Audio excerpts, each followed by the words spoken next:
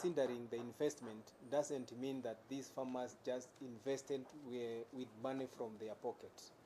It is could be these farmers borrowed money from a financier to construct this factory.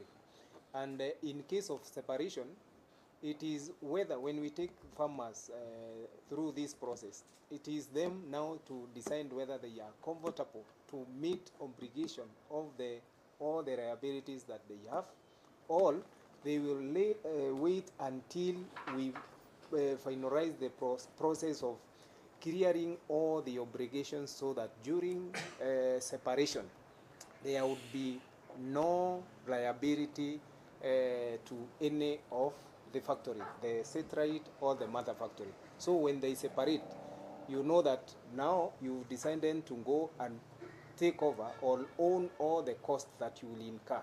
So this is now the farmers who will own up by approving whatever the procedure or the roadmap it will be developed by various boards for farmers to own. If they decide or they think that they can reverse the procedure, if they don't want to incur this, then we can again proceed with the way we are.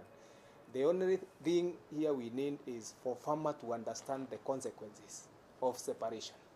That's what we want them to understand, because without understanding this, a farmer may think that the life may be very easy for them to stand on their own in a process of manufacturing, selling, and payment of their teas. So even the other cost of managing that factory, the cost of electricity, cost of labor, or operation costs. If the factory does not have a capacity to meet all those costs, then it means even that company may collapse or may not even go far.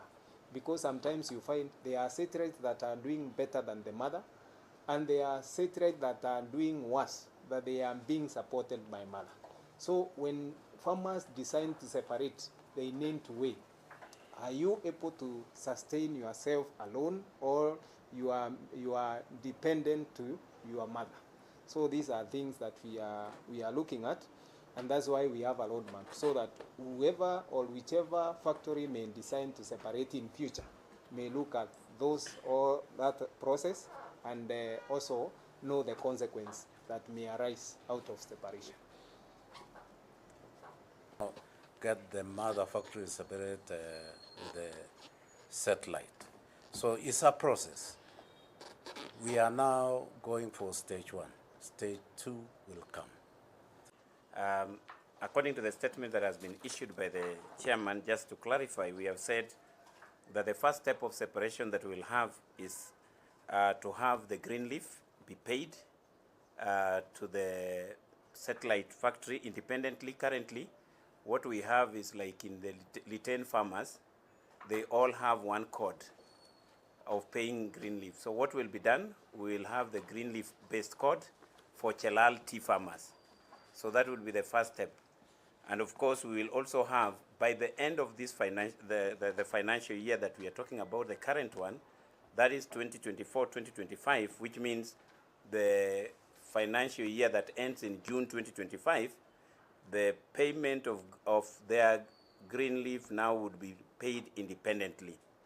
In order for that to happen, then one of the things that must be done, that there is an investor, there is someone who constructed the factory, who is the shareholders of Liten Tea Factory. So they will have to be paid dividend to compensate those farmers, because they have invested in that new factory. That is the first step of separation, which we call the separation of the accounts. So the two boards have agreed that they will proceed with the process of separation of the account, which by the end of this financial year, that is 30th June 2025, we will have them fully separated in terms of the account, and they are able to declare their own bonuses, and they are able to be paid separately as we have agreed. So that's the first step. The second step of separation, which is now the legal separation, then it will require a comprehensive step where we will have a consultant to be put in place who will value the assets of the satellite factory and see how they can now subscribe, the farmers of the satellite factory can subscribe to their own shares by paying off the farmers of the mother factory. So once they do that, that will be complete separation. At that point, they will have their own board of directors to do their own affairs independently.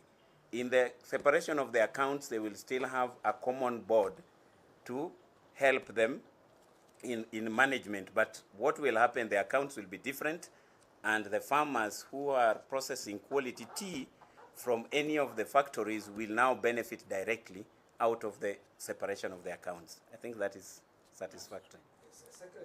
Which is a constitutional right.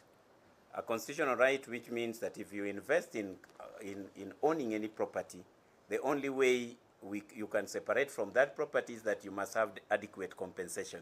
So that's a legal process. So if you go against that, then the farmers may have a recourse against you.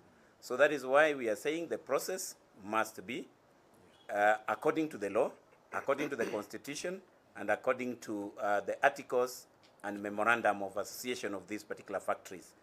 So there will be no conflict. All we need is to explain to the farmers. It's just like now you have your farm, and the government want to acquire your farm. There's a process of acquisition of that particular property. So that is the process we'll take the farmers through. So there will be no conflict because we will be able to articulate that process very well.